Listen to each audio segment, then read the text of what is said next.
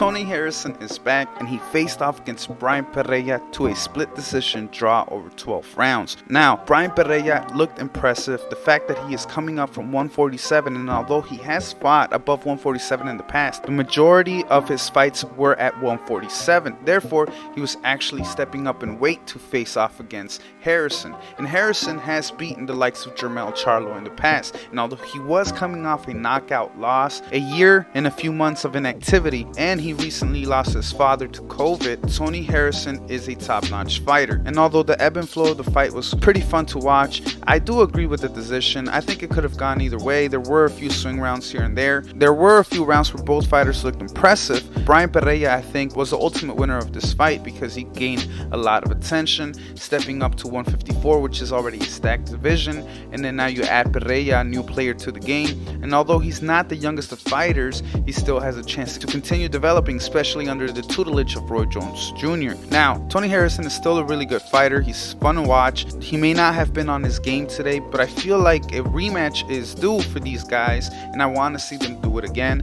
I want to see if Bryant Perrella is more than just a flash in the pan, and I want to see whether or not Tony Harrison is able to bounce back and be on top of his game. However, if they decide to go different paths, that's fine with me as well. And like I stated earlier, this division is pretty packed. Just looking at the top 10 will tell you everything. Jermell Charlo, Brian Castaño, Tim Tszyu, Eddie Sandy Lara, Michael Soro, Liam Smith, Erickson Lubin, Jarrett Hurt, Jack Colke. There's a lot of fighters you can mix and match, and they have been mixed and matched before, and they have given us different results. A lot of the top fighters in the division have lost to each other. Jermell Charlo, who's gonna be fighting for all the belts against Brian Castaño, has also lost to Tony Harrison, but that doesn't take away anything from the division. And this is what makes this division so entertaining and one of the better ones in the world of boxing. The fact that all your top talents at light middleweight have flaws and are flawed fighters is what makes it that much more interesting. You know that they're not perfect, and a lot of the bouts are pick-em fights, so you're always gonna have entertaining scraps. Nevertheless, this fight was really fun to watch. I hope they do it again, but if not, like I stated earlier, I want to continue to see Perrella develop and see how he continues to look at 154. I really hope it was more than just a singular performance, and he's able to keep up and maintain this level of boxing.